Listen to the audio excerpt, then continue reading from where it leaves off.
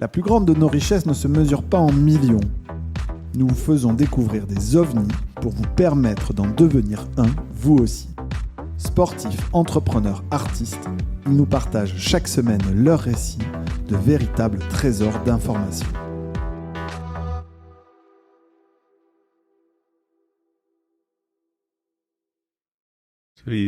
Tu l'avais interviewé ou tu avais fait quelque chose avec lui? On a échangé. Alors j'ai commencé l'enregistrement, mais je me demandais si puisque toi, tu as fait une longue carrière chez Microsoft, 18 ans, et j'en connais quelques... 28. 28. Ah oui, ok. Donc, j'ai bien connu Jean-Philippe. Oui, Jean-Philippe, il est dans le même...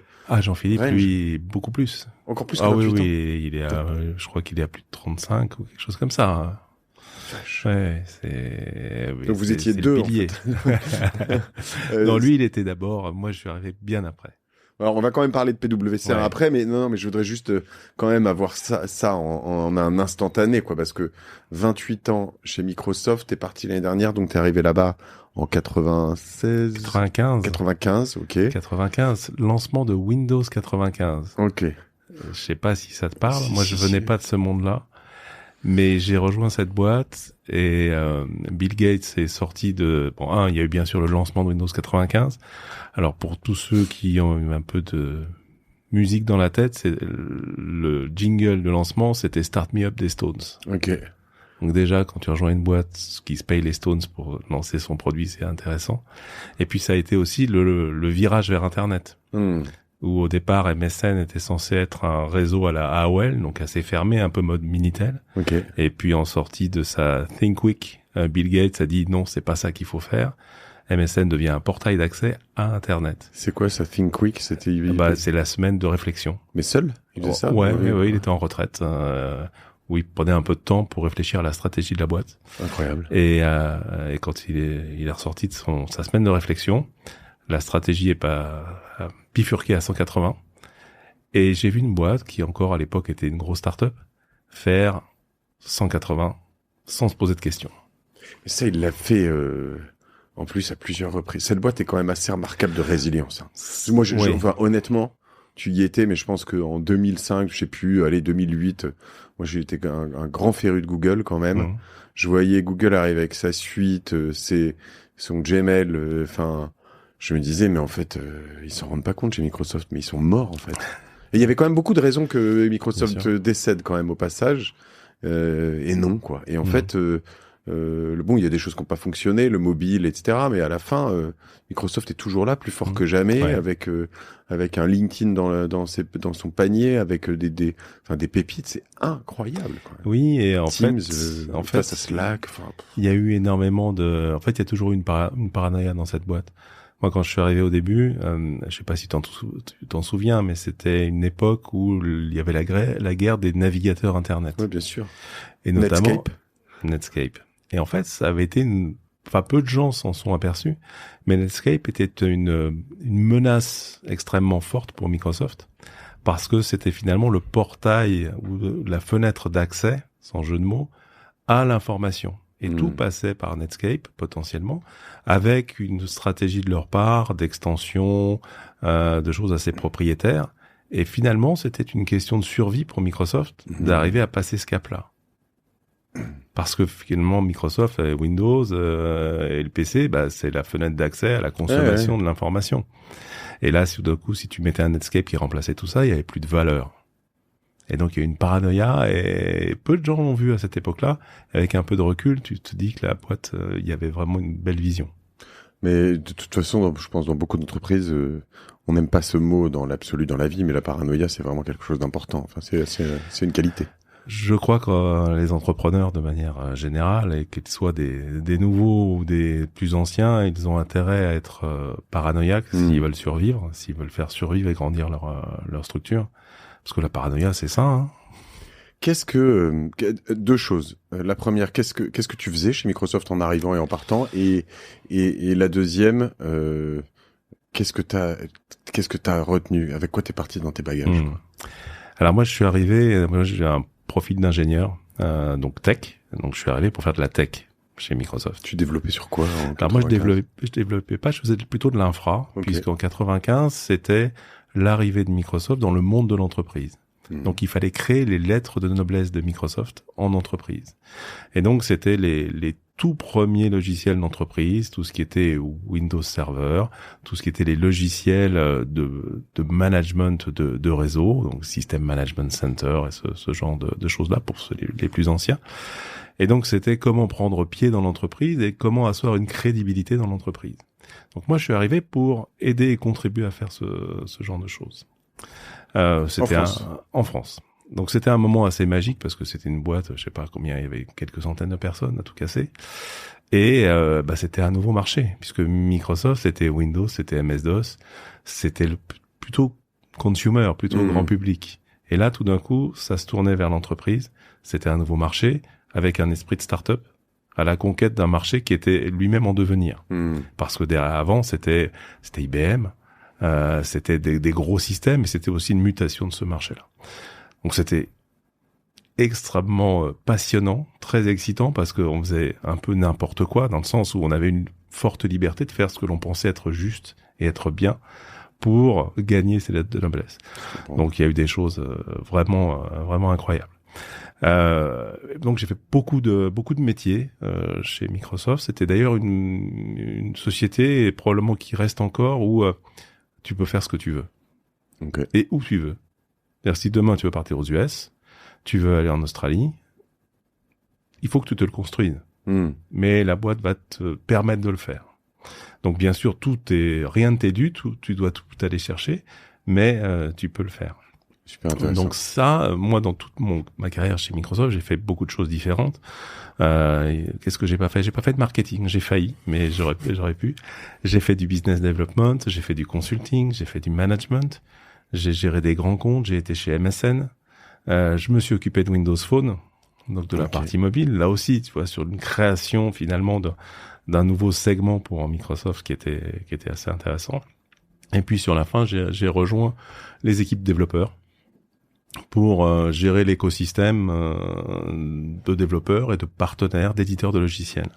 Ok, donc c'est des développeurs externes, internes, partenaires. Externes, donc vraiment orientés vers l'animation de ce réseau, l'animation de tout cet écosystème de partenaires. Alors développeurs, mais beaucoup éditeurs de logiciels, donc tous ceux qui viennent créer de la valeur au-dessus des infrastructures, donc de Windows et de différentes applications d'entreprise que propose Microsoft. Donc c'est comme si je devais comparer pardon de ma vulgarité, mais un Apple Store, app, c'est tous ceux qui éditent des apps en fait, par exemple. Voilà, mais on va dire plutôt des apps d'entreprise, professionnelles, avec une mécanique qui est un petit peu plus différente dans le partage de valeur et dans finalement la manière dont tu te retrouves dans l'entreprise, puisque très souvent ces applications sont au cœur de la capacité de l'entreprise à délivrer ses objectifs. Okay.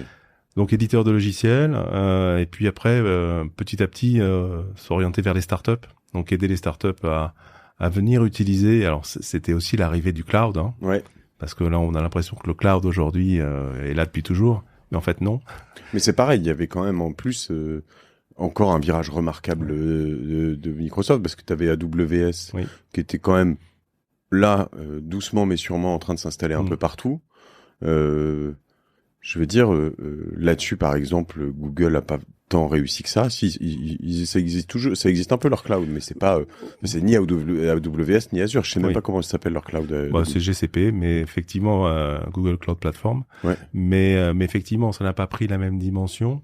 Quand le cloud est arrivé, ou en tout cas quand Microsoft a décidé de mettre l'emphase sur ce sujet-là, effectivement, AWS était un pionnier sur ces sujets, donc piloter un peu le marché, et l'innovation venait de là.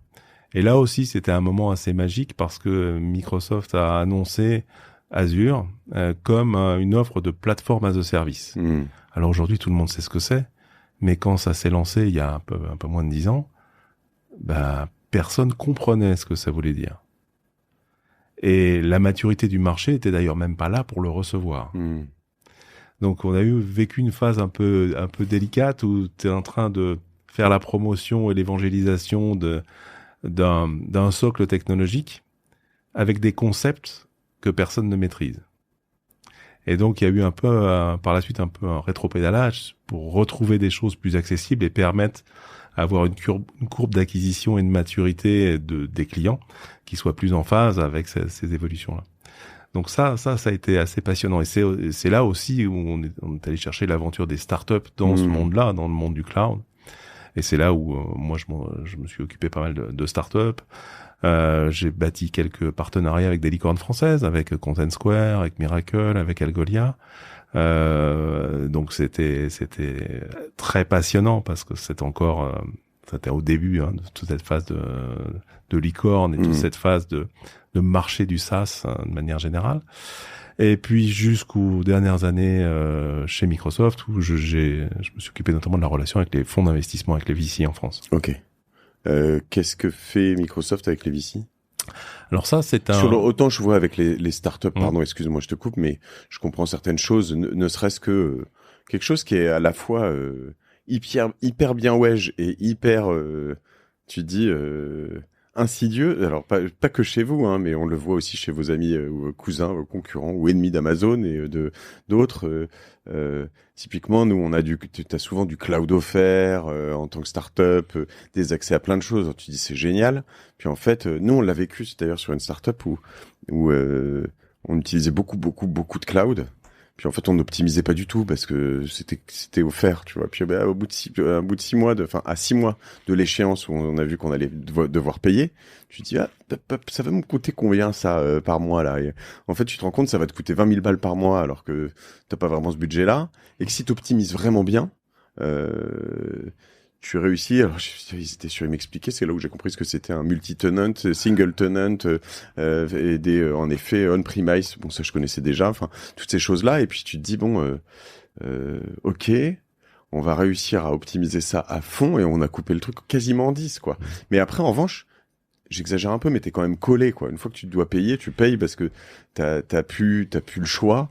Et puis, en fait, t'as d'autres outils. Et puis finalement, à la fin, t'as tout ton écosystème. Et c'est assez marrant, de voir ça. Oui, mais là aussi, mais c'est nécessaire, pardon. C'est là où je dis que c'est bien et insidieux, mais c'est nécessaire parce que pour une start-up c'est quelque chose, tout ce qui n'est pas à sortir au départ, ça permet de l'investir ailleurs. Donc effectivement, si les coûts de plateforme et d'infrastructure sont offerts jusqu'à un certain niveau pendant un certain temps, ça permet au moins d'asseoir le modèle, d'aller chercher les premiers clients, de recruter un peu et d'arriver à quelque chose qui tienne un peu la route. Après, ça a été aussi une évolution dans les modèles et les architectures applicatives. C'est que beaucoup au départ sont partis en disant c'est gratuit. Donc j'y vais à fond, j'optimise pas, exactement ce que tu as évoqué. Et puis aujourd'hui, tu en as beaucoup qui se disent ok, ça d'accord, c'est gratuit pour l'instant. Maintenant, quelles sont mes dépendances? C'est-à-dire qu'à un moment donné, ok, je peux très bien ne pas forcément compter, mais c'est pas parce que je ne compte pas que je ne sais pas à quoi je suis dépendant. Et comment je suis capable de faire évoluer ces dépendances en fonction de mes contraintes. Et c'est là où on va aller chercher du multi-cloud.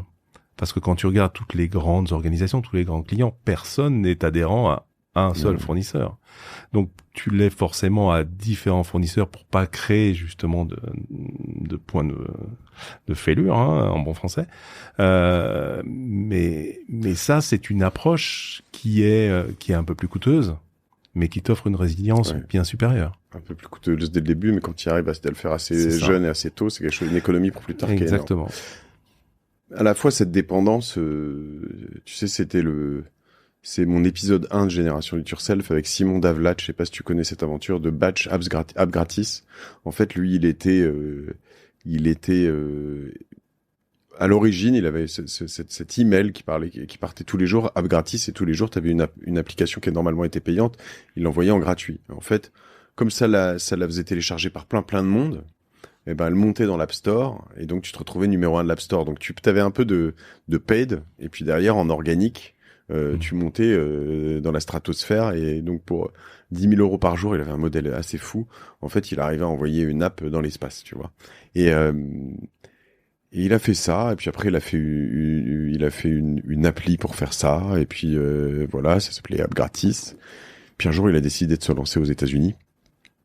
Et puis, quand les Américains se sont dit, attends, Pour 10 000 balles, il envoie. En fait, il tord notre App Store, en fait, quelque part. Il fait un marketing qui fait que et nous, on touche rien là-dessus, etc. Et il s'est fait bannir. Et il venait de lever 10 millions, je crois. Et donc, banni. Il avait 10 millions sur son compte. Et en fait, salut, au revoir, quoi. Et quand tu dépends d'une seule personne, et on le voit aujourd'hui quand même, sur le marketing notamment, même le duopole Google Meta, quand tu vois la flambée des prix des mots-clés et des choses comme ça ces dernières années, en fait, toutes les DNVB, les D2C, là, toutes les boîtes qui vendent directement sur Internet, en fait, t'as l'impression que ces boîtes-là viennent les bouffer au taquet jusqu'à ce qu'il y ait plus de marge pour eux. Puis là, ils arrêtent d'augmenter les prix. Mais tu te dis, il y a un moment, il y a une limite, en fait, là-dedans. Oui. Je suis parano? Non, tu as raison, mais je pense que c'est l'économie d'Internet aujourd'hui et du monde de manière générale. C'est que, d'une part, le temps s'est accéléré à cause de la technologie, ou grâce à la technologie, et qu'en fait, tout le monde est paranoïaque, pour revenir au début de la discussion, sur qui va me disrupter. Et tu en as un paquet qui sont là pour essayer de se servir du modèle, pour aller jusqu'au bout et quelque part disrupter le modèle app gratis dont tu parlais. C'était tordre le modèle pour gagner et en créant une valeur quelque part artificielle, puisque tu sais que ça peut pas durer ce genre de truc. Parce que quand tu dépasses, tu sors la tête un peu trop hors de l'eau, à un moment donné, tu vois, la cigogne elle passe et hop, tu te fais bouffer. C'est exactement cette mécanique-là. Et c'est un peu là-dedans où cette paranoïa et on la retrouve chez tous les grands clients et tous les grands corporates. Ils sont tous un peu paranoïaques de savoir qui va me faire subir ça ou comment j'utilise ces mécaniques pour en tirer parti le temps que je peux, sans rentrer dans une mécanique de dépendance. Oui. Parce que sinon, là, t'as un problème au moment où ça s'arrête. Et c'est marrant parce que du coup, après, il y a une logique de soit sur beaucoup de startups, t'as dû le voir, mais soit je te rachète, soit je te copie, quoi. Hein. C'est vrai que si t'es un peu parano et que tu te sens menacé, quoi. Oui, d'où la. Alors, c'est des choses qui évoluent maintenant avec parce que copier aujourd'hui, c'est facile grâce à l'IA générative. Hein. Enfin, tu regardes tout ce qui a. Vraiment. Tu fais un prompt, ChatGPT, Copilot, etc. pour lui dire crée-moi une application qui fait ça. Je sais plus quel jeu là est copié directement. Après, on parle pas des problématiques de propriété intellectuelle et autres, hein, qui sont encore d'autres sujets. Mais oui, en fait, pour moi, ça fait surtout partie de l'accélération temporelle que j'évoquais. Et c'est une des paranoïas des grandes organisations, c'est que il y a 20 ans, 30 ans, elles avaient un peu plus de temps pour s'adapter aux changements. Aujourd'hui, elles ont de moins en moins de temps. Et donc, qu'est-ce qu'elles font? Elles essayent aussi de trouver des aides et des inspirations dans l'écosystème d'innovation. Et c'est un petit peu pour ça, tu vois, que moi j'ai pris ce nouveau rôle, on reviendra dessus chez PwC. On peut y venir, mais parce qu'en fait j'allais y venir parce que là ça me saute un peu à la gueule, pardon, mais c'est un peu ce qu'on a vécu avec vous l'année dernière, cette année, autour de Vivatech, c'est un peu alors ton talent aussi, c'est un peu ce que tu mènes chez PwC, mais de réunir ces deux mondes, ce qui est pas simple, parce que moi, je le vis depuis 20 ans que je suis de l'autre côté de la barrière, tu vois, je suis vraiment du côté des startups. T'as un truc, je l'ai là-bas dans mon studio de Génération It Yourself, j'ai la longue liste des 20 règles de Y Combinator, et en gros, il y en a une, c'est genre, te frotte pas aux grosses entreprises. Tu vas perdre du temps, c'est politique, ils vont te faire tourner en rond. Je l'ai tellement vécu, et en fait, les grandes entreprises, et tu vas je veux de l'espoir, j'ai des lueurs d'espoir avec toi, hein, mais là je vis un truc, tiens, je vais le balancer parce qu'il me saoule. On est incubé par l'ordre des experts comptables dans une de mes boîtes, et on commence l'incubation, et en fait, on voit qu'ils veulent nous faire payer, mais cher, en plus, je crois qu'on parle de 40 000 €, et ou prendre des parts dans la boîte, mais même s'ils prennent des parts dans la boîte, à la fin, si jamais ça vaut moins, etc., faudra quand même payer. Là, tu te dis, attends, c'est quoi le deal, en fait? C'est pas, tu vois, moi, je vois les incubateurs, je parlais de YC et tout, c'est quoi le deal, quoi? Et puis, on commence, on voit que ça va pas bien marcher, on voit que la boîte va pas exactement dans la direction où on veut. Nous, on allait manquer de cash, etc. On leur dit, on avait à peine commencé, on a déjà commencé à payer. On leur dit, écoutez, on va arrêter là, sinon vous allez nous littéralement faire canner la boîte, quoi. Et là, j'ai reçu cette semaine une lettre d'avocat qui dit, en fait, Coco, tu dois payer tes 40 000 euros. Je me suis dit, mais vous êtes sérieux, en fait, t'es en train de flinguer une boîte qui pèse rien. Et là, c'est pas une entreprise très grande, mais tu vois le mur d'incompréhension, tu te dis, mais c'est quoi votre délire? Et leur délire, je le sais ce que c'est, moi, leur délire. C'est que, en fait, je pense qu'ils ont fait un business plan sur le truc, que si les 30 000 euros qu'on leur a pas donné, eh ben, ça fait foirer tout leur truc. Mais voilà. Et donc, tu te dis, il y a une telle dichotomie entre ces deux mondes. Il y a des moments, je pense même que l'inverse est vrai. Là, tout ce que je dis, là, je me plains contre une un gros consortium, etc. Mais pareil, les gros se disent, j'ai essayé. Moi, l'inverse que j'ai ressenti. Après, j'arrête mon monologue. C'est, mais j'aimerais avoir ton avis sur tout ça. C'est, qui est-ce qui m'en a parlé? J'ai trouvé ça exceptionnel. Tu vois cette boîte qui fait Netatmo? Qui faisait des capteurs, des trucs d'automatisation, qui s'est vendu à Legrand. Oui. Et comment il s'appelle, Fred Potter, le fondateur. Excellent. Dans un épisode que j'ai fait avec lui, il me dit, on a une responsabilité, nous, en tant que start-upper entrepreneur. Quand tu vends une boîte, tu dois faire ton maximum après pour qu'elle soit bien intégrée. Parce que comme ça, les grandes boîtes, elles vont continuer à vouloir racheter des boîtes. Parce que c'est sûr que moi, sur mon podcast aussi, il y en a plein. Tu les vois. Fabrice Grinda, c'était le premier. Tu vois qui c'est, Fabrice, qui est aux États-Unis, qui est un fou furieux, premier de sa promo à Princeton. Il est exceptionnel, c'est un génie.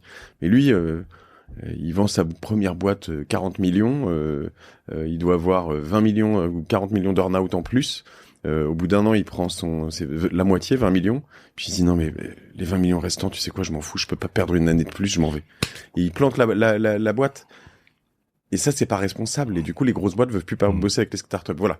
J'ai posé le truc, mais comment on réconcilie ça? C'est possible? T'es en plein dedans, où effectivement, c'est tout ce que t'évoques, c'est vraiment un ensemble de problèmes dans la capacité à venir intégrer de l'innovation externe au sein de grands groupes.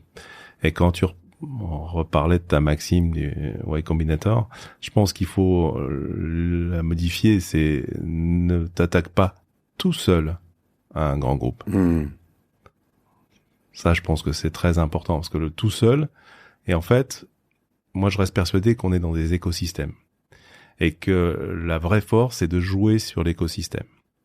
Et donc, c'est un peu ce qu'on essaye de faire chez PwC, parce que ce que tu évoques là, le cas que tu as de ton réseau d'experts comptables qui veut te faire payer, en fait, dans une mesure un peu différente, il y a quelques années, on faisait ça. C'est-à-dire qu'on faisait payer des startups, on les accélérait entre guillemets, on leur donnait des tips pendant 5-6 semaines, on les mettait en relation avec des clients, les clients trouvaient leur compte ou pas.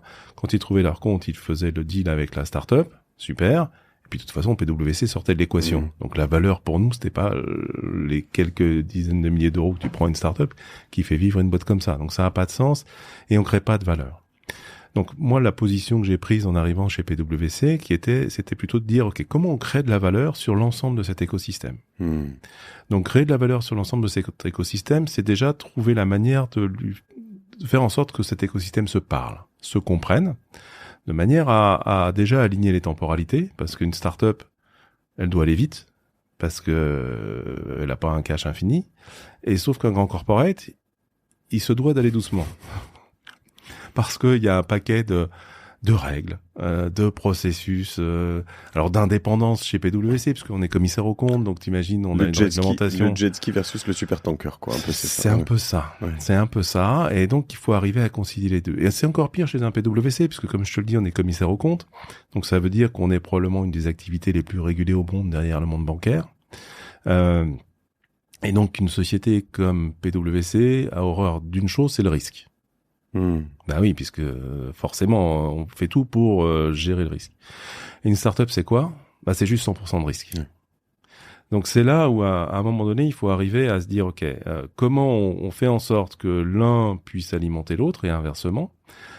Qu'est-ce que l'un peut apporter à l'autre? Quels sont les éléments sur lesquels on peut capitaliser? Et comment on repense aussi certains business models pour faire en sorte que on arrive à s'aligner et à trouver des voies d'entente. Donc en fait, moi l'approche que j'ai prise, c'est de dire ok, on va pas faire un incubateur, parce que de toute façon, si c'est un incubateur, ce serait pour nos besoins internes, et donc c'est hyper restrictif. Si c'est pour nos clients, comme on a tous les clients sur tous les secteurs, je sais pas faire. Donc on va travailler avec un écosystème. Donc travailler avec un écosystème, c'est travailler avec des accélérateurs, avec des incubateurs, avec des VC, OVNI en fait partie, avec la BPI, avec la French Tech, avec tout cet écosystème pour permettre de démultiplier. Ça, c'est un peu moi ce que je cherche, c'est démultiplier la recherche de valeur. Qu'est-ce qu'on apporte aux startups ? Parce qu'une startup, ce que tu disais, va pas avoir un grand corporate tout seul. Oui, c'est vrai, c'est hyper compliqué. Parce qu'ils n'ont pas le vocabulaire, parce qu'ils comprennent pas les problématiques de cycle de décision. Ils rentrent dans des POC sans fin. Non, mais et aussi vice versa. Je veux dire, la petite start-up ne comprend pas. Moi, j'ai jamais bossé dans. Tu vois, tout à l'heure, tu disais, on était tout petit chez Microsoft, on était quelques centaines. Moi, j'ai jamais bossé dans une boîte de quelques centaines de personnes, tu vois. Je connais pas, quoi. J'ai eu une boîte où je gérais 100 personnes, c'était la mienne. Je l'ai vendue la semaine dernière, et voilà. Mais donc quand à un moment on te dit tiens lui ou elle est directrice de je sais pas quoi, etc., tu dis c'est bien, je vais la voir. En fait elle a rien à voir avec ton truc et tu t'en rends pas bien compte. Ils te le disent pas forcément et tu te dis bon je les ai vus, c'est bien, ça va peut-être avancer, alors qu'en fait t'es juste mais tu voulais aller dans le nord, t'es parti dans le sud, quoi. T'es complètement à côté de la plaque. Ouais. Mais tu as complètement raison. Parce qu'il y a une manière aussi de décrypter les grands corporates. Enfin, moi, c'est un peu ce que j'ai vécu chez Microsoft, c'est qu'on est parti peut-être à l'époque d'un moment où on n'avait pas encore de légitimité en entreprise, en dehors peut-être d'un poste de travail, à aujourd'hui carrément une place peut-être incontournable en entreprise, notamment sur les logiciels Windows Server, Active Directory, toute la partie gestion d'identité, autorisation, etc. Et donc forcément, il a fallu apprendre à discuter avec ces gens-là. Donc entre l'agilité, la rapidité d'un Microsoft à cette époque-là pour prendre le marché, et puis ces grands groupes qui de toute façon étaient toujours les mêmes. Donc je pense que ça m'a permis aussi d'apprendre un petit peu à discuter avec les deux parties et de jouer un peu un rôle d'interprète entre les deux. Donc ça, c'est ce que vous faites aujourd'hui, c'est-à-dire que vous êtes un peu ce lubrifiant, ce fluidificateur qui permet à ces deux mondes de se comprendre.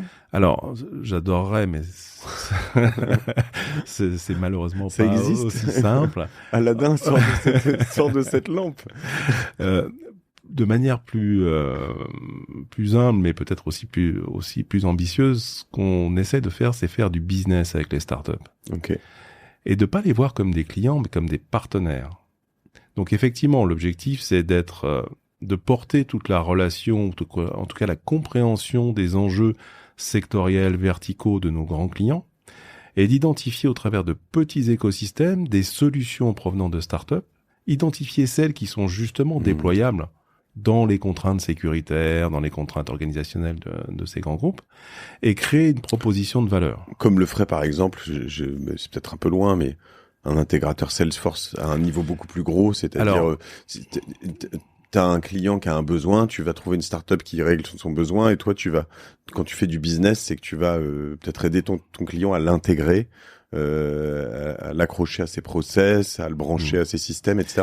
À l'extrême simplification, oui. La différence, c'est quand tu es un intégrateur, tu as des compétences en général techniques qui vont te permettre de délivrer. Nous, on a des compétences techniques, mais en fait, on va un peu plus loin puisque notre métier, c'est d'avoir de la connaissance du métier de nos clients. Et donc, on va être extrêmement pertinent sur toutes les directions métiers des clients. Et c'est dans cette dimension-là qu'on peut comprendre les enjeux que vivent nos clients et d'y trouver des solutions. Et tu parlais tout à l'heure, je savais que PwC était donc dans de l'audit du commissariat aux comptes. Ça va jusqu'où? Pour moi, il y a des moments, c'est pas clair. C'est moi, tu vois, je te dis ma méconnaissance des grands groupes, mais est-ce que vous allez jusqu'à ce que fait du BCG et Bain, McKinsey, du conseil? Est-ce que vous allez jusqu'à ce que font Accenture? Oui, ça c'est plus en face, je dirais, ou même les ESN avec placer des devs, ou c'est pas vos métiers? Alors, en fait, dans la partie commissariat aux comptes, il y a ce qu'on appelle les Big Four. Ouais. Dont PwC fait partie. Donc là, en fait, c'est quand même 4 organisations qui ont cette approche de commissariat aux comptes. Dans ces organisations-là, chez PwC, tu as 4 métiers. Tu as toute la partie audit, tu as toute la partie consulting et consulting stratégique. Et là, on va retrouver quelque part ce que peuvent faire ceux que tu as cités. Puis il y a toute une partie M&A, donc toute gestion de deals internationaux, et toute une partie avocat d'affaires. Ok. Donc en fait, ces 4 métiers offrent des prismes chez tous nos grands clients qui ont ces 4 activités, offrent des visions, des points d'entrée différents sur les organisations et les besoins des clients. Et donc moi, mon activité, elle est transverse à ces différents métiers, de manière à pouvoir activer, identifier et créer ces propositions de valeur pour nous permettre, d'être plus pertinents avec ces clients, mais de leur donner l'agilité dont je parlais tout à l'heure. Quand on dit que les cycles se réduisent, ils ont besoin qu'on les aide à aller plus vite, à monter en maturité plus vite, qu'uniquement attendre que le temps se passe. Donc c'est vraiment ça qu'on cherche à faire. Elles se rendent compte, enfin, toi tu te rends compte de plus en plus, les grandes boîtes, de potentiellement par moment leur droit de vie ou de mort sur et d'ailleurs il y en a qui en ont profité, en tout cas chez des start-upers, il y en a qui rongent un peu leur Ça marche dans les deux sens. Alors c'est pas un droit de vie de mort d'une start-up sur un grand groupe, mais imagine que quand tu es dans un grand groupe, tu dis OK, je choisis de cette start-up sur telle partie de mon business. Si cette start-up a pas un minimum de résilience et de capacité à tenir dans le temps, potentiellement tu mets à risque une partie du business du grand groupe. Oui. L'impact est extrêmement important. Et puis d'un autre côté, ce que les startups ont du mal à anticiper, c'est que elles sont pas seules. C'est vrai. C'est-à-dire que quand un grand groupe, hier j'étais à Big, de la BPI, et il y avait des sessions intéressantes, notamment côté achat et start-up et innovation, et en fait tous les grands groupes, alors les directions innovation, elles sont inondées de demandes de start-up. Et qui chacune pense avoir la meilleure idée du monde, évidemment, pour impacter le business. Et c'est peut-être le cas. Sauf que les gens en face ont juste pas le temps de regarder comment ça se passe et d'estimer si c'est effectivement le cas. Et c'est là où nous, on a un véritable enjeu, puisqu'on est quand même vu comme un trusted advisor. On est vraiment l'élément de confiance qui est aussi lié à la partie audit et qui nous permet d'avoir cette vision-là. Mais oui, bien sûr, un grand compte, à un moment donné, il a... Alors, peut-être pas un droit de vie ou de mort sur une start-up, mais ne serait-ce que, tu vois, les cycles de décision dans un grand groupe pour dire à une start-up j'y vais pas, déjà ça, c'est horrible. Parce que quand une start-up attend 6 mois, elle fait 36 meetings et 3 POC pour s'entendre dire il faut que j'en parle à mon chef pour voir s'il y a le budget. Ah non, mais t'es pas au bon guichet, mon chéri. En fait, il faut que t'ailles ailleurs. Non, mais c'est ça. Mais après, mais c'était rigolo, hein. J'ai bien aimé ce que t'as fait. Exactement, c'est super. Moi, j'adore. Mais c'est aussi une question pour les startups. Il faut qu'elles rentrent dans une mécanique de vente, et surtout en France, qui doit être beaucoup plus structurée vis-à-vis de ses clients. T'as complètement raison. Et alors ça, les Américains sont tellement plus forts que nous.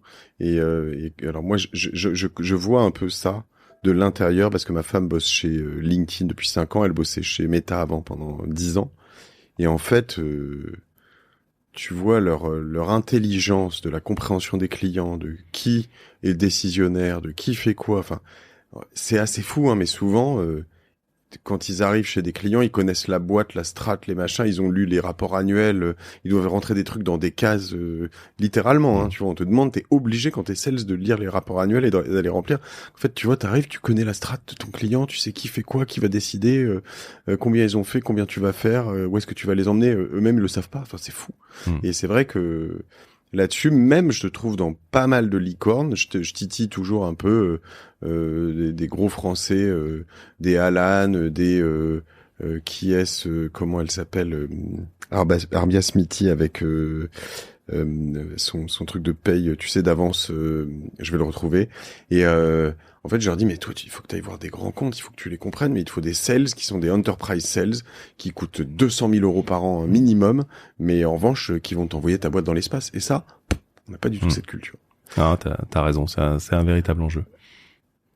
Est-ce que, avec toutes ces expériences, entre la tech, une startup scale-up qui était Microsoft, qui a quand même réussi, on l'a dit, à pivoter plein de fois, là, ton job, entre ces grosses entreprises et ces startups, est-ce que t'aurais, là, comme ça, 3-4 bullet points, des choses à faire, et peut-être 2 ou 3 à surtout pas faire? Des choses qui deviennent facilement. Oui, alors moi, comme mon rôle, c'est de créer cette valeur avec les startups, ce que j'ai créé, c'est pas rocket science, hein, mais je leur ai créé un template pour leur dire, voilà, pour moi, et me faciliter la vie pour comprendre où je te positionne et quelle est ta proposition de valeur, donne-moi ces 5 points. Et ne serait-ce que ça, c'est hyper important. C'est-à-dire que le nombre de startups, quand tu leur demandes, OK, quelle est l'industrie à laquelle tu t'adresses? Ben moi, je les fais toutes. Ok, bon déjà c'est mal parti cette histoire, hein, parce que donc il y a un point fondamental, c'est se focaliser. Ok. Il faut choisir une cible, même si on peut tout faire, il faut choisir une cible. Et on a le droit de se tromper, mais au moins choisir une cible pour aller jusqu'au bout. Et d'ailleurs, ça permettra de pivoter plus rapidement. Okay. Donc premier élément, c'est de leur dire ok, quel est ton terrain de jeu. Et après, deuxième élément, c'est quels sont les enjeux, les pain points que tu adresses. Mais quel problème tu règles? Quel problème tu règles? Parce que si ces problèmes-là sont des problèmes qui sont globaux à l'ensemble du secteur, c'est hyper intéressant en termes de marché. Si c'est plus ou moins mature en fonction des clients, bah ça te permet aussi de t'orienter en fonction de la maturité de ces clients et de savoir un petit peu vers où aller. Donc quels sont ces problèmes? Troisième point, c'est quelle est ta proposition de valeur et surtout ce qui te démarque de tes petits copains. Parce que ça te permet tout de suite d'être percutant. Si tu vas voir un client, tu lui dis écoute, je sais que t'as mal là. Et que ça impacte ton business comme ça. Et moi, je t'aide et voilà ce que tu vas en tirer. Si tu trouves la personne à qui parler, et c'est pour ça qu'on est là, eh ben, là, il y a de fortes chances que ça donne quelque chose. Ok. D'accord? Donc là, ça t'en fait 4, ça c'est déjà pas mal. Puis après, je reviens à la vente, à un moment, il faut savoir dire combien ça coûte, quoi. Donc il faut être assez clair sur son business model. Ouais. Ouais, c'est pas toujours le cas. Après, en effet, il y a, l'histoire a montré que t'as plein de startups qui étaient pas très clairs sur leur business model et qu'on finit par pivoter ou par faire des choses exceptionnelles. Mais c'est vrai que j'ai pu participer à des projets sur lesquels et j'ai eu des issues malheureuses et des issues heureuses, mais sur lesquels en fait on se dit attends, on va régler un problème qui est tellement gros que l'argent, peu importe, on le trouvera après. Mais bon, faut lever beaucoup d'argent, c'est compliqué. Moi, j'aime bien le business. Mais c'est pour ça que tu vois dans tous les business autour de la partie sustainability, alors décarbonation, biodiversité, etc., qui sont des enjeux extrêmement forts hein, sur lesquels PwC est très positionné aussi. Moi, je reste persuadé que ça ne change rien. Il faut avoir un business model qui apporte de la valeur et qui permette à l'entreprise qui la porte de grandir. Parce que t'as beau être utopiste et apporter, tu vois, être altruiste, si t'as pas 300, 500 millions à dépenser, bah tu vas être le seul à le savoir. Ça, j'adore ces startups. Et après, on va vraiment venir sur ce qu'on fait ensemble et comment ça se passe. Mais j'adore ces startups où ça m'impressionne parce que ça, je serais bien incapable de le faire. Mais tu sais, qui arrivent à régler très vite des problèmes vraiment de grosses boîtes. C'est-à-dire, donc, souvent, c'est des gens qui sont passés par des grosses boîtes. Je pense à Rachel Delacour, j'ai cherché ça avec Sweep, tu sais, tu parles de climat et de choses comme ça, mais en fait, je vais d'ailleurs pas me relancer exactement dans ce que fait Sweep parce que c'est assez complexe. Mais même hier, j'ai reçu un type qui s'appelle Thomas Clausel, qui a monté Hawkin. Il est dans l'industrie pharmaceutique et en fait, lui, il accélère la création de molécules, quoi. Et en fait, il me dit, tu vois. Pour l'instant, on fait que, alors ils sont valorisés peut-être plus de 2 milliards, on fait que 50 millions tous les ans. Il me dit, bon, tu vois, mon concurrent américain, il a vendu une molécule à Pfizer 2 milliards, tu vois. Donc ça se trouve, en gros, l'année prochaine, ils vont faire 2 milliards 50 millions de chiffre d'affaires. Et en fait, tu vois que eux, ils règlent des problèmes pour des hôpitaux, mais pour aussi des grosses boîtes dans plutôt de l'industrie pharmaceutique. Et en fait, il y a des gens qui nativement sont mises là-dedans. Mais faut un peu connaître. C'est intéressant quand même ces modèles. Oui, très souvent. Mais je reviens sur ce que tu disais. Et c'est un très bon point. Hein, la capacité à résoudre des enjeux vient souvent d'une compréhension fine de ceci. Et donc, ça veut dire que tu y es passé à un moment ou à un autre. Donc même tous les jeunes entrepreneurs hein, qu'on peut voir, soit c'est rare d'avoir quelqu'un qui a une idée comme ça en sortant au saut de son lit. Hein. Non, c'est des associations. La créativité, elle vient de. Exactement. Et c'est vrai que tu vois, moi, je suis plus familier. Je te prends du Alan ou du Conto. Conto, ça me parle complètement parce que j'ai créé tellement de boîtes et je me suis tellement pris des murs avec des banques. Mais bon, c'est un problème qui concerne une multitude de petits entrepreneurs et pas quelques très grosses boîtes. Donc c'est intéressant de voir ce prisme aussi dans les startups. Et ça, il y en a de plus en plus. Qu'est-ce qu'on fait nous ensemble alors avec OVNI, avec PwC? On a fait une super présentation en marge, une soirée off à Freaktrak sur la péniche de Vivatech qui était super. On bosse ensemble sur justement cette fluidification. On vous envoie un peu des gens nous chez qui on investit, chez qui on n'investit pas aussi d'ailleurs. Alors l'objectif avec OVNI, c'est de matérialiser cette relation avec l'écosystème. Donc on est peu nombreux entre guillemets chez PwC, on serait 50, ça changerait pas le fond du problème. Parce que moi je suis pas investisseur, c'est pas notre volonté du fait de la partie commissariat aux comptes d'ailleurs, hein, ça pourrait poser des problèmes de conflit d'intérêts. Et donc ça m'intéresse beaucoup d'avoir une relation avec un VC comme OVNI qui a ses propres outils pour aller sourcer et identifier des boîtes qui correspondent à vos thèses d'investissement. Et si ça correspond à vos thèses, ça veut dire qu'il y a un truc qui match dans ce que je recherche en termes de création de valeur. Donc c'est utiliser l'écosystème et s'enrichir mutuellement pour identifier ces bonnes solutions. Après, c'est aussi l'écosystème, il évolue. C'est pas un cercle fini, c'est un patatoïde qui bouge et qui a besoin de bouger si tu veux garder l'agilité et la réactivité en fonction de l'environnement économique, social, etc. Et puis, finalement, il y a quand même un élément qui est, pour moi, prédominant, c'est la qualité des gens. Oui. Et tu le retrouves dans les entrepreneurs. Et la qualité des gens chez OVNI, hein, que ce soit Arnaud et Augustin, que je connaissais initialement, toi, par la suite, Thomas aussi, il y a des valeurs qui, pour moi, sont fondamentales. C'est-à-dire que faire du business, c'est une relation humaine. D'accord. Pour l'instant, on n'a pas complètement réussi avec ChatGPT à faire désintermédier tout ça. Surtout avec les grands groupes, hein, à un moment donné, c'est vraiment une relation humaine. Et c'est porté par ces valeurs, parce que quand on veut créer justement une valeur commune, c'est aussi une question de confiance. Et cette confiance, c'est un des assets les plus forts de PwC. C'est peut-être aussi pour ça que ça résonne. Hein. Donc, qui dit confiance dit valeur humaine. Valeur humaine, je l'ai retrouvée chez OVNI. Je te confirme. Oui. Et ça, en ayant géré quelques relations avec des fonds chez Microsoft, il y en a beaucoup, et c'est normal, hein, dont l'investissement dans un portfolio, c'est un investissement purement financier. Savoir derrière que X ou Y marche ou marche pas, bon, à la limite, c'est moins important. Sachant que l'histoire, pas toujours, hein, mais a quand même souvent montré, bon, il y a eu des Uber ou des cas un peu spéciaux, mais que l'intelligence humaine, la chaleur, la capacité à capter la force des entrepreneurs chez qui on investit quand tu es investisseur, plus que le projet et juste de manière très froide, c'est un talent monstrueux, c'est ce qui fait que tu as des meilleurs retours sur investissement. Donc c'est peut-être pas scientifique ce que je dis, mais je crois que c'est quelque chose que je vois de plus en plus j'entends de plus en plus dans mes podcasts.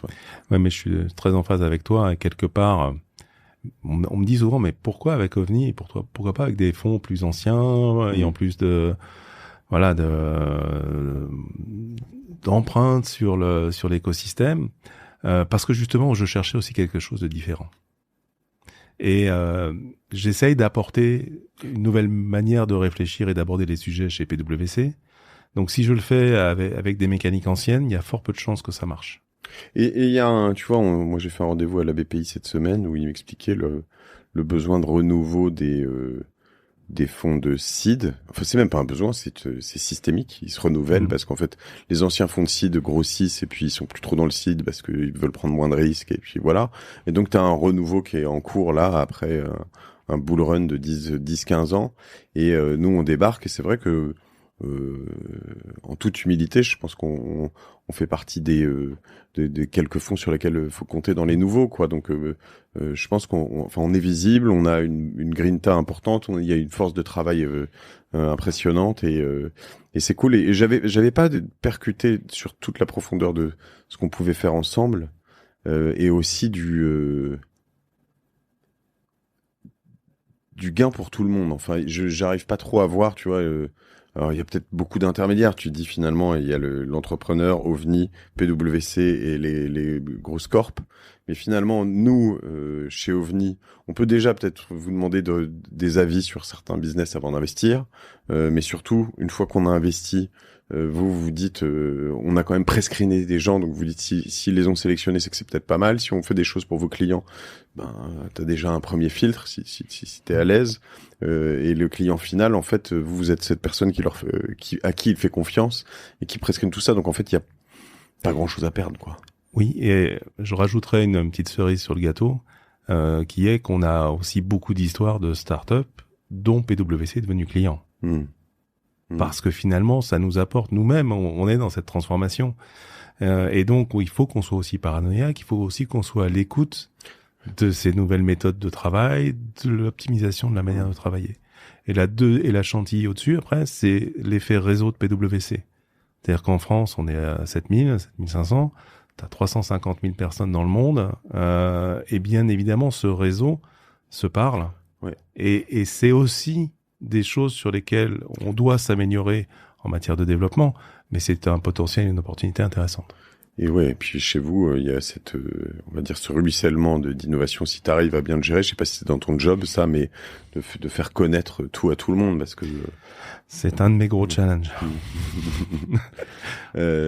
Très bien. Qu'est-ce qu'on se souhaite pour l'année à venir? On retravaille déjà sur Vivatech, je crois. Tout à fait. On t'envoie des dossiers.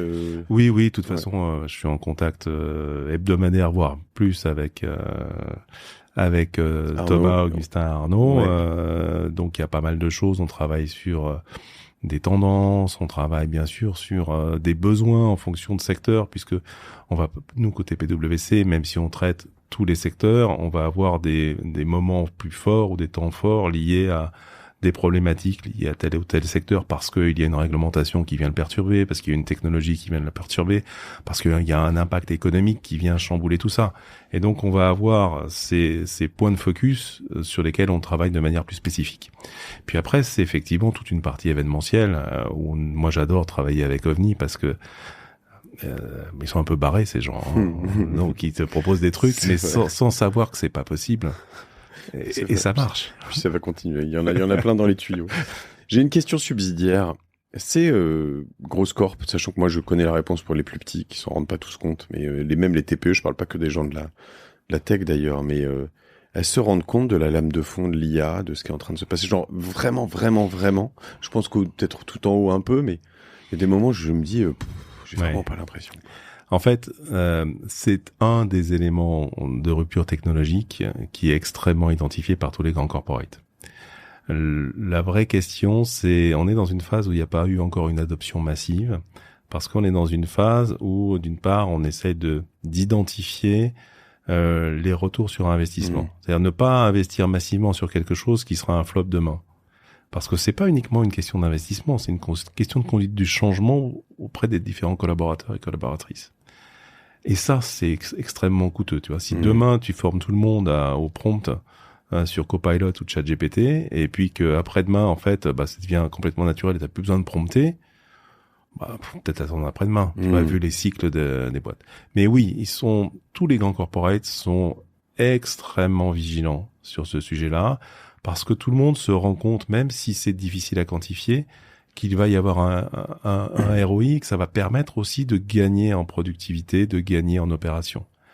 Après, dans les grands corporates, si par exemple tu gagnes 2 heures de ta journée parce que tu as utilisé Copilot ou ChatGPT ou whatever, t'en fais quoi? C'est un sujet, hein. Est-ce que tu vas te former? Est-ce que tu vas faire du sport, ce qui pourrait être une bonne chose? Donc il y a beaucoup de réflexions aussi sociales, sociétales, RH autour de ça.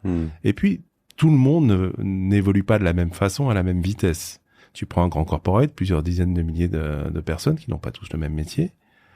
Comment je fais pour les embarquer et pour que tout le monde y trouve son compte sans en garder la moitié sur le bas-côté. Et ça, c'est long. C'est long. Et puis moi, je te dis, c'est sûr que c'est pour ça que je serai jamais à la tête de ces boîtes-là, mais je me dis, on s'en fout, en fait, on avance parce qu'on n'a pas le temps. Tu vois, mais ouais. C'est les responsabilités que t'as quand t'es dans des grosses boîtes comme ça. Tu connais ça bien. Sans y passer longtemps, mais pareil sur la souveraineté. Pour moi, la souveraineté, et pourtant, 28 ans de Microsoft, souveraineté, tu peux te dire, acquis aux Américains. Je pense que en tant que citoyen, c'est fondamental. En revanche, on a raté plein de coches. Tu connais Olivier Dellenbach? Chaps Vision? Chaps Vision me parle, mais pas... je vais te le présenter pour tout PwC. Alors là, je pense que je vais faire un gros strike. Je t'enverrai un podcast. Je crois qu'on sort un podcast ce week-end ou le week-end prochain. Exceptionnel. À fond là-dessus. Mais souveraineté, oui, c'est clé, ne serait-ce que parce que PwC est commissaire aux comptes et très très présent en France, puisque c'est PwC France et Maghreb, donc en fait c'est vraiment notre terrain de jeu. Là où on a raté beaucoup de choses en matière d'hyperscaler, donc de cloud, tu vois, la souveraineté, elle arrive au travers des clouds souverains qui sont opérés par des Google, des Microsoft, en association avec des tiers. Tu vois, t'as Sens avec Google, t'as Bleu avec Microsoft, enfin surtout Orange et Cap. Donc ça va être délivré, mais on a raté probablement l'opportunité d'avoir un véritable acteur. Mais je pense que ce sont aussi les problématiques de la vieille Europe. Tout seul dans un seul pays, comment veux-tu mettre autant d'investissements? Christophe Folnet, que tu dois connaître, parlait sur BFM il y a pas longtemps des investissements en IA. Quand tu vois que des hyperscalers dépensent des milliards par an. Centaines de milliards. Ouais, tu vois. Donc, voilà. Là, pour moi, l'enjeu, il dépasse la France. Déjà, si on avait une souveraineté européenne, tu vois, au moins une stratégie européenne autour de ça, ce serait déjà pas mal. 72 000 euros le développeur moyen sur l'IA en France. 925 000 aux États-Unis, le salaire annuel. Choisis ton camp, camarade. On te suit sur LinkedIn. Avec Thierry Pic, qui s'écrit PICQ. C'est Q, parce que tu sais que j'ai un autre Thierry Pic iconique sur mon podcast Génération Do It Yourself. Voilà. Avec donc, un K. Tu l'as pas écouté? Tu vois qui c'est ou pas? Alors, il y a un autre Thierry Pic, je sais pas mais qui est plutôt dans la partie sciences humaines. Ok. Moi, c'était son nom de code, c'est le laveur de carreaux, parce qu'à l'origine, mais ça aurait pu coller avec Windows. Alors celui-là, il faut l'écouter, mais vraiment très très inspirant. Bicorp dans le ménage. Tu dis attends, les hommes et femmes de ménage, ils sont pas contents de faire le job. Tu peux pas être Bicorp dans un truc comme ça. C'est un peu. Et il t'explique pourquoi et comment il l'a fait. Et c'est vraiment extra. Si donc Thierry Pic PICQ sur LinkedIn, c'est très bien. Si t'avais toi question subsidiaire, ton Microsoft de cette année, si t'avais 24 ans là et que tu rentrais dans une boîte, tu postulerais où? C'est une pas de question. PwC, attention, interdit. Non, parce que je pense que à l'époque, parce que j'ai plus 24 ans, on n'avait pas la vision à mon époque des grands enjeux planétaires, impact, ESG, etc. Je crois que il y a vraiment des choses qui me passionneraient autour de la biodiversité, parce que finalement, quand tu vois un petit peu plus loin, c'est juste l'enjeu majeur pour la planète. Donc probablement essayer de trouver des boîtes autour de ça, mais comme j'ai un profil tech, comment on utilise la tech pour faire avancer ce genre de sujet. Après, il y a probablement aussi une question d'éthique. À un moment donné, faire des choix. Moi, tu sais, quand j'ai rejoint Microsoft, ça faisait 2-3 fois qu'ils venaient me chercher. Et je trouvais ça pas sérieux. Tu vois, c'était le PC avec MS-DOS et les premiers Windows 11. Moi, j'étais dans une boîte beaucoup plus sérieuse, déjà orientée. J'étais chez Digital Equipment, qui était une société qui n'existe plus, qui avait été rachetée par IBM. C'était le numéro 2 mondial de l'informatique derrière IBM. Et donc, Microsoft, c'était pas sérieux. Et en fait, mais c'est l'expérience après où tu te rends compte que les choix que tu fais sont très liés aussi à certains carcans et à certaines orientations de pensée. Et c'est dur à 24 ans de bypasser tout ça. C'était le moment où il fallait encore faire ces 2 points pour lancer sur la ligne de commande pour lancer ton navigateur, ton operating system. Ouais, j'ai installé Windows avec des disquettes. Ouais, des floppy disks ou des 3 pouces et demi. Ouais. Ok. Merci Thierry. En tout cas, on suit tout ça. On te suit sur LinkedIn, on suit PwC si on veut. Merci aussi de votre confiance. On est ravis avec OVNI de bosser avec vous et de pouvoir profiter de toute cette expertise, ce réseau, cette confiance que vous avez. Et on a trop de chance. Donc merci à tous les collaborateurs, collaboratrices qui nous ont aidés à organiser tout ça. Et puis à bientôt, plus tard. Ces événements qu'on fait, ils sont pas forcément ouverts à tout le monde. Il faut être d'abord dans la communauté OVNI et PwC, ou on peut venir quand même. Tu sais plus, tu sais pas. Alors ça va dépendre des événements. Ok. Comme ça, je te dis ni oui ni non. Mais on va le faire au fil de l'eau et en fonction de la manière dont ça grandit et puis de l'orientation que l'on veut y donner dans la collaboration, dans le partenariat qu'on a avec OVNI et qui est toujours un plaisir au quotidien. Donc, je désespère pas que ça suive son cours pendant de longues années. Merci Thierry, merci à vous tous. Merci Mathieu. Suivez OVNI sur les réseaux sociaux aussi, comme ça vous saurez quand on fera des événements ensemble. C'était vraiment très cool l'année dernière. Et puis on pourra boire un coup ensemble en plus, si vous venez. Donc voilà. À très bientôt sur les podcasts, les audios, les YouTube d'OVNI. Salut Thierry, à tous. Salut Mathieu.